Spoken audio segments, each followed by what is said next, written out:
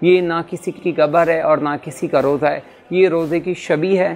یہ ورلڈ کی پہلی تعزیہ ہے جس کی اندر بھی نقشہ کربلا بنایا گیا ہے، اور اس کا جو بلائی حصہ ہے تعزیہ کا یہ چلغوزے کی لکڑی کا بنایا ہوا ہے۔ اس کو اٹھانے کے لیے تقریباً 20 کے قریب ہمارے لوگ ہوتے ہیں۔ یہ ہر سال شب عاشور 9 محرم کو نکالا جاتا ہے۔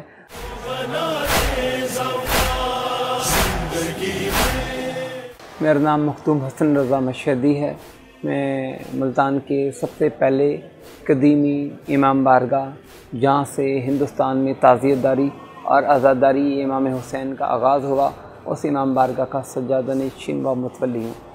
یہ تعزیہ جو آپ کو نظر آ رہا ہے، یہ تعزیہ 1710 میں بانی تعزیت داری حضرت پیر لال شاہ مشہدی سرکار نے بنایا تھا، اور یہ ہندوستان کا لکڑی کا پہلا تعزیہ ہے۔ برِ صغیر و پاک و ہند میں تعزیت داری کی جو لکڑی کے بلند و بالا تعزیے ہیں، اس کی بنیاد 1710 میں حضرت پیر لال شاہ سرکار نے رکھی تھی، اور یہ ملتان کا پہلا امام بارگاہ ہے جہاں سے اس کا آغاز کیا گیا تھا۔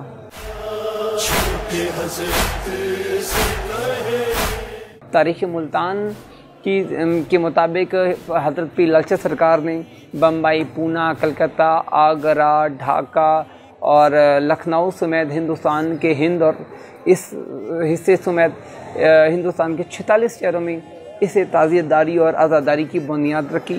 ایک جگہ کو امام بارگاہ کہنا اور پھر ادھر سے تعزیے جلوس کو نکالنا، دوسری جگہ کو کربلا کہنا، اس جگہ پہ جا کے جلوسوں کا اختتام کرنا، علموں کے ساتھ بیبیوں کی چادروں کی نسبت سے دوپٹے اور چادروں کو ساتھ لٹکانا، جلوسوں کے اندر جھولے، زیارات، اس کا یہ جو ایک ٹرینڈ دیا، اور انہوں نے لاکھوں لوگوں کو مسلمان کیا۔ ہندوستان میں لکھنؤ میں پہنچے تو انہوں نے وہاں پر تقریباً 10 سال کے قریب انہوں نے وہاں پر قیام کیا، اور 10 سال میں ادھر کے جو مریدین تھے، آس پاس کے بستیوں کے علاقوں کے لوگ تھے، وہ وہاں پر آیا کرتے تھے اور دیکھا کرتے تھے کہ یہ ایک نئی چیز کیا ہے جو بنی ہوئی ہے۔ پھر وہ ان کو بتایا کرتے تھے کہ یہ تعزیہ ہے، اس لیے ان کو بانی تعزیت داری حضرت پیر لال شاہ کو کہا جاتا ہے، کیونکہ انہوں نے اس تعزیہ کا ٹرینڈ دیا اور اس کو انٹروڈیوس کروایا تھا ہندوستان میں۔